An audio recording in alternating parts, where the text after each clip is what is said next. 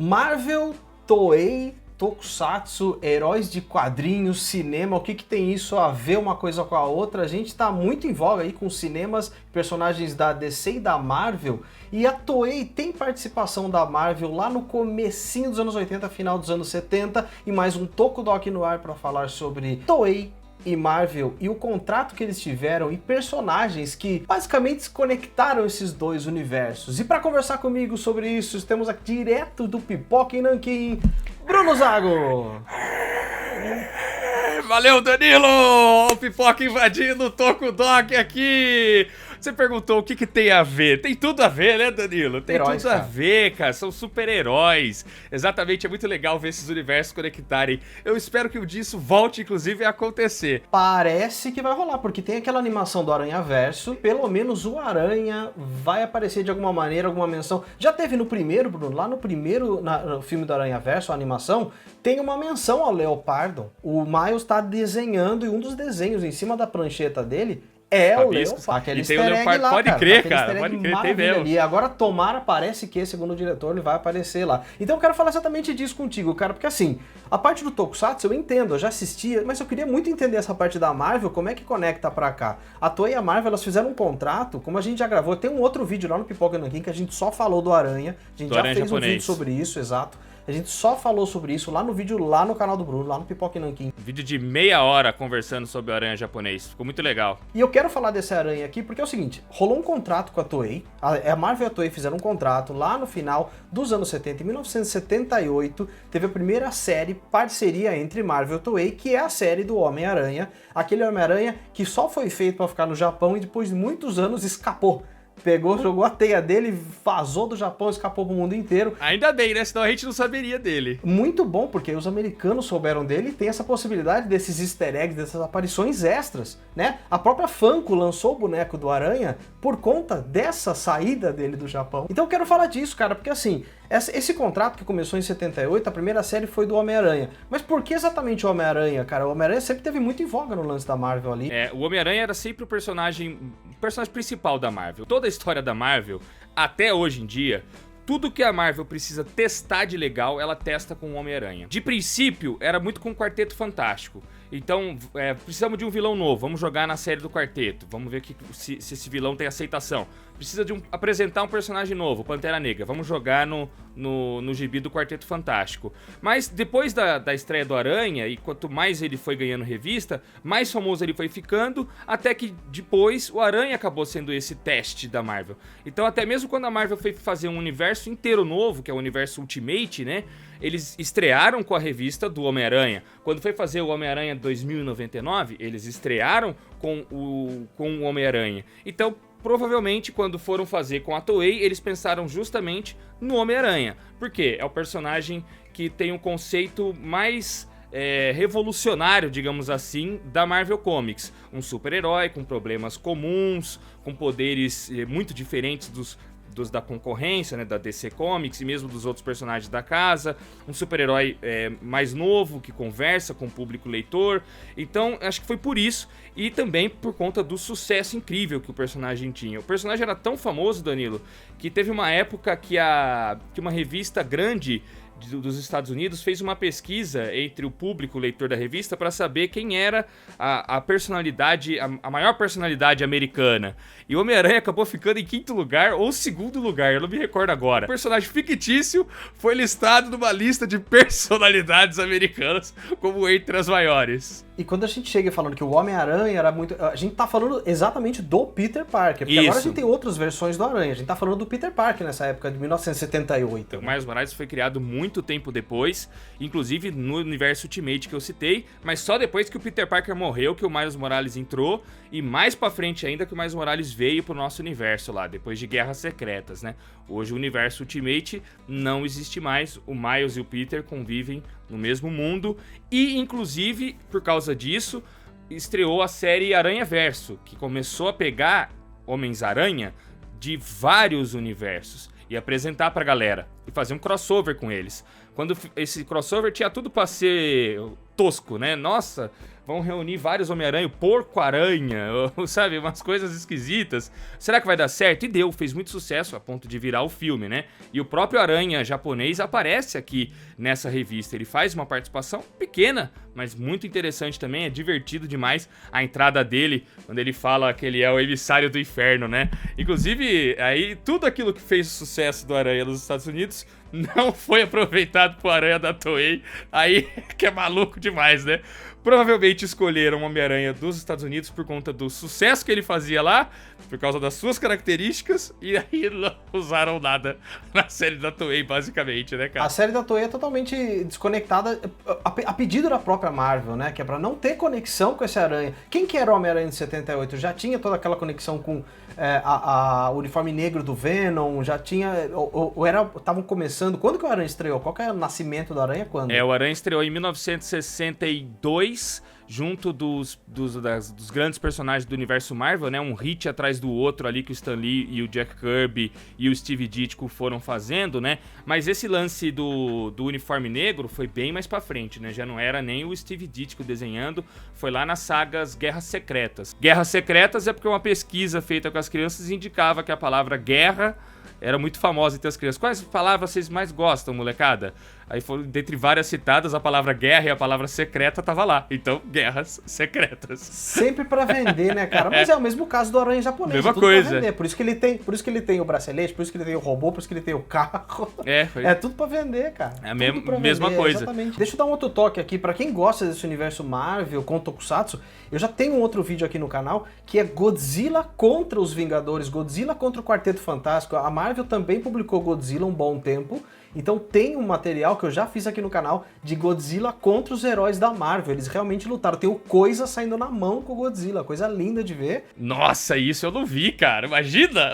Os dois saindo na porrada, velho. Que da hora, Danilo. Como o Aranha fez muito sucesso, vendeu legal, robô gigante, os veículos, as vendas, a Bandai faturou um troco e falou...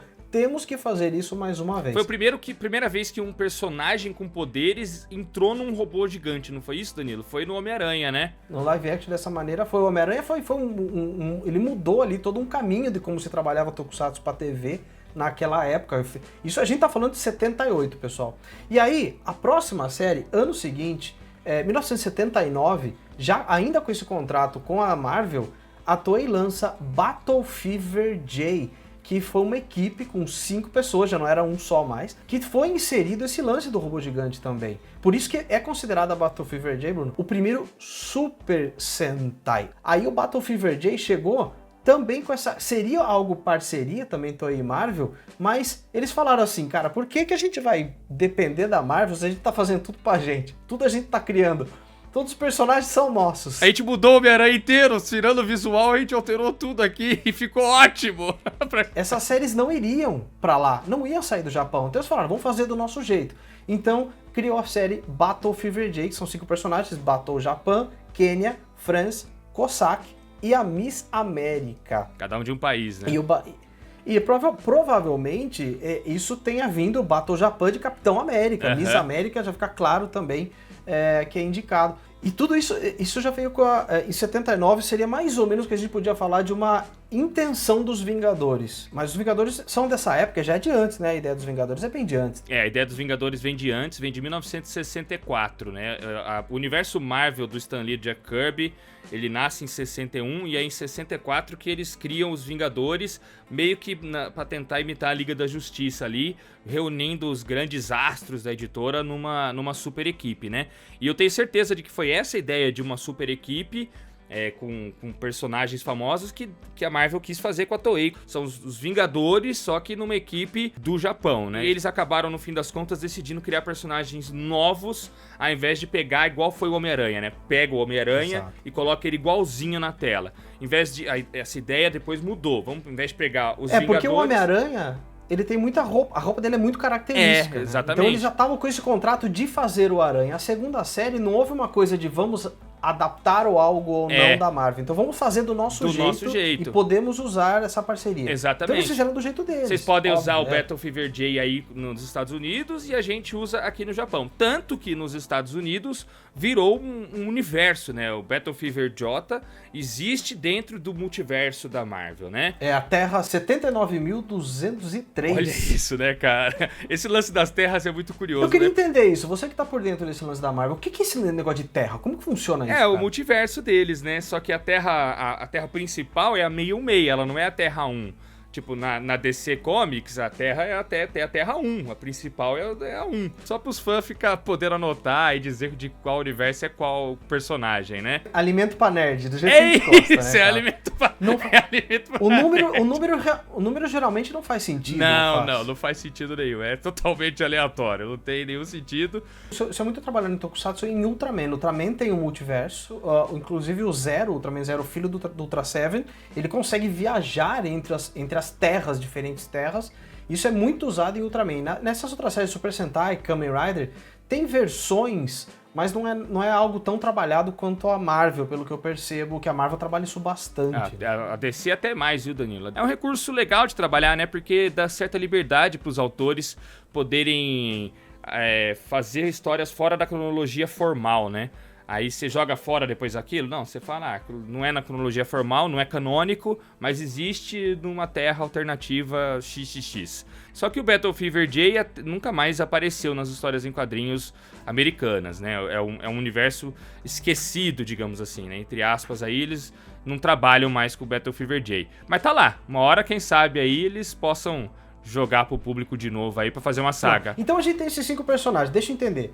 Battle Japan poderia ser clara alusão ao Capitão América, né? E o Capitão América é um personagem curioso, né? Porque ele nasceu antes do universo Marvel e depois foi trazido de volta para o universo Marvel. O universo Marvel, como eu disse, nasceu em 61, mas o Capitão América é dos anos 40, criado durante a guerra, né? Nessa época, Danilo, o Stan Lee era estagiário do Jack Kirby, do Simon. Aí lá na frente, em 61, o Stan Lee ganhou a liderança ali no departamento de quadrinhos da Marvel, chamou o Jack Kirby de volta para trabalhar com eles, e em 1964, na 4ª edição de Vingadores, eles resgataram o personagem Capitão. Você sabia dessa história, Danilo? O Kirby era patrão do Stan Lee e depois o Stan Lee virou patrão do Kirby. Lógico que o Battle Japan não tem essa história que o Capitão América tem, não tem toda essa retaguarda toda histórica, mas o Battle Japan ele meio que indicaria esse personagem dentro desta Terra 79.000 alguma coisa. Da mesma forma que o líder dos Vingadores carregava o nome do país, né? Capitão América, né? Não o nome do país em si, mas o referência à nação ali, o Battle Japan é a mesma coisa. O que ele não tinha a mesma postura, assim, não tinha um escudo, não tinha a mesma postura de capitão, era como a gente vê o Super Sentai até hoje, tem o líder, mas assim, todo mundo fala mais ou menos da mesma proporção, age da mesma proporção, tem os capítulos especiais, mas os personagens são bem diferentes. É uma referência longe, mas é uma referência. E a gente tem a Miss América, que nesse caso é a única menina do grupo, a única mulher do grupo. A Miss América referencia a Miss Marvel, talvez. A Miss Marvel, universo. Certeza. Inclusive tem um desenho muito legal que você mostrou dos designs originais pro Battle Fever J, né? E a Miss Marvel é a mais parecida com a Miss América, no caso, é a mais parecida com a dos quadrinhos, a Miss Marvel, que hoje é chamada de Capitã Marvel. A Carol Danvers estreou nos quadrinhos primeiro como personagem civil apenas, como Carol Danvers, em 1968, e ela ganhou revista própria apenas em 1977, Danilo, como Miss Marvel mesmo. E ela, ao longo do tempo, foi ganhando cada vez mais importância dentro da Marvel Comics, né? A ponto de hoje ser a principal personagem feminina do cinema. E aí a gente tem o Battle Kenya, que tem tudo pra ser o Pantera Negra. Tem. O visual também é bem parecido, inclusive, com aquele visual do desenho que você me passou, né, cara? É que o Pantera Negra não vem do Quênia, né? Mas fica essa vem de Wakanda, né? É uma terra fictícia, que eu aposto que a Toei ia pegar o Wakanda pra eles, então, vamos pegar o Quênia aqui, né? E ele é tão antigo quanto a América, quanto a Miss Marvel, ele é antigo também. Ele é antigo pra caramba. A Pantera é de 66. E o Pantera é aquele caso, né, que eu falei no início, ele foi introduzido na revista do Quarteto Fantástico, justamente porque no início do universo Marvel, a revista do Quarteto Fantástico fazia tanto sucesso quanto a do Homem-Aranha, e eles introduziam muitos personagens lá. E claro, criação de Jack Kirby e Stan Lee, que ficaram mais de 100 números à frente da primeira fase da revista do Quarteto. E o Pantera Negra, quando aparece, ele já é um personagem que rivaliza de igual para igual com todos os membros do Quarteto Fantástico juntos. Ele é muito poderoso, cara, e muito inteligente também. E o Wakanda já era a nação tecnológica que a gente viu no cinema, né? Desde o início da primeira aparição dele. E o Battle France, Battle Cossack, a gente consegue encaixar com algum personagem da Marvel? Esses dois aí são, acho que, mais difíceis da gente encontrar paralelo, mesmo por conta da ilustração deles, né? Mas, eu não sei, esses são mais enigmáticos, né, cara? No fim é o que a gente disse, é a Toei fazendo algo em parceria com a Marvel, mas ainda assim desconectando uma empresa da outra já, porque meio que por que eles iam fazer algo pra eles se eles tinham um universo próprio de séries japonesas ali, né, Vão caminhar com as próprias pernas, né? A partir daí a Marvel e a Toei meio que foram se desconectando já a partir daí, já tava até um pouco, mas já no final do contrato entre as duas empresas, tem uma série chamada Dandyman, que é de 1980, que é a primeira série padronizada dentro desse esquema de Super Sentai. O vermelho ali como líder e as outras 4 cores, que são os padrões usados até hoje. Uma coisa, sempre muda uma cor ou outra, mas o padrão tá ali. E tem uma vilã. A vilã principal ali é muito parecida com a vilã do Thor, cara. Que é essa vilã feita pela Machiko Soga. Machiko Soga, que é uma atriz ali das melhores, das mais clássicas, icônicas, que ela tem uma roupa muito parecida com a vilã... A Hela, a deusa do reino dos mortos. E não é que o visual parece mesmo, Danilo?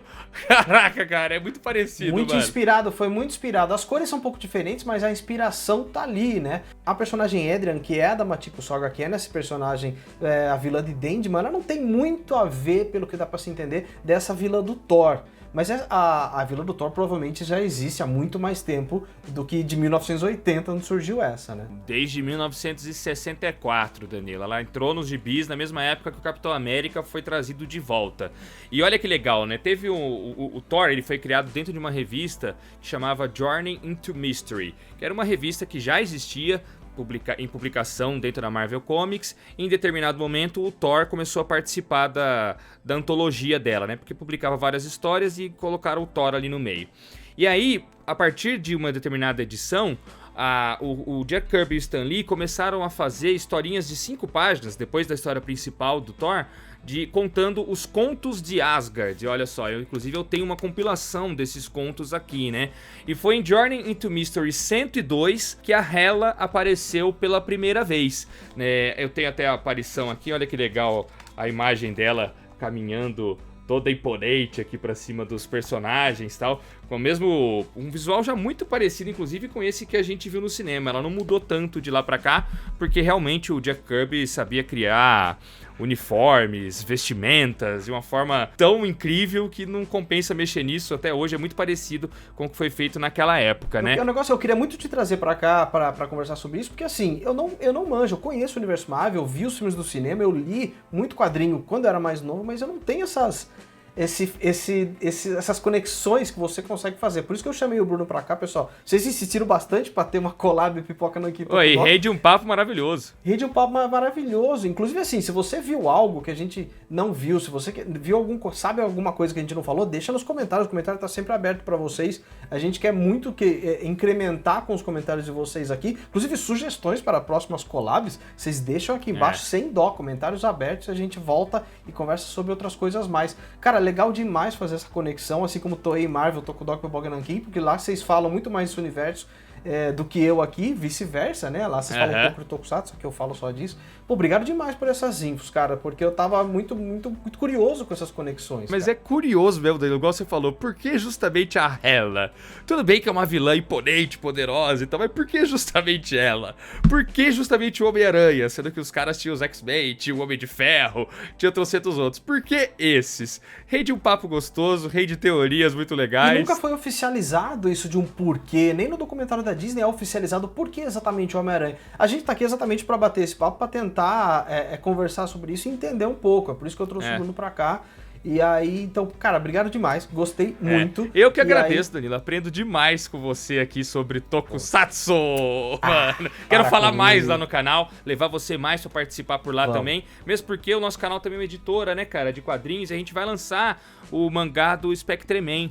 Um Tokusatsu que todo mundo aqui no Brasil ama e agora vai ganhar um mangá oficial no Brasil, né? Então isso fez a minha paixão por Tokusatsu acender de novo, né? Porque eu era viciado em Changeman, Flashman, Jaspion, Cybercops, Giban, Jiraiya, trocentos outros, né? Tem até no mangá do Jaspion lançado pra JBC, tem uma frase minha lá, inclusive também tem sua, né, Danilo? Nós estamos juntos lá, nos extras do Jaspion, e eu falo que naquela época, aqui no Brasil, né, pra molecada não tinha Homem-Aranha, Superman, Batman, o pessoal queria saber do Jaspion, queria saber do Jiraiya, velho. E agora, trazer um mangá, né, com a minha editora, me reacendeu a minha paixão por esse mundo, então inclusive voltei a assistir Tokusatsu aqui por indicações do Danilo. É isso aí, vocês não sabem, mas o Bruno voltou a ver Tokusatsu Voltei, por conta véio. do mangá do Spectreman, por conta dessas parcerias que a gente tá fazendo. Fica de olho, porque vai sair mais material Tokudok, Pipoca e Nankin junto, e já tá convidado pra vir lançar aqui também o mangá do Spectreman, que Temos tem que fazer um muita gente que especial já depois, falou. né, Danilo? Bacana. Eu sei que tem no seu canal já, mas tentar fazer mais um lá no Pipoca e Nankin assim que sair o Spectreman, porque vale a pena. A galera tá pedindo muito, viu? Combinadíssimo. Segue os caras lá, segue a arroba deles no Instagram, segue o canal, vou deixar todos os links na descrição. Obrigado mais uma vez. Valeu. E a gente se fala nos próximos vídeos, quem sabe também lá no Pipoca e Nankin uma vez mais. Obrigado, Exatamente. É nóis, gente. Valeu. Falou.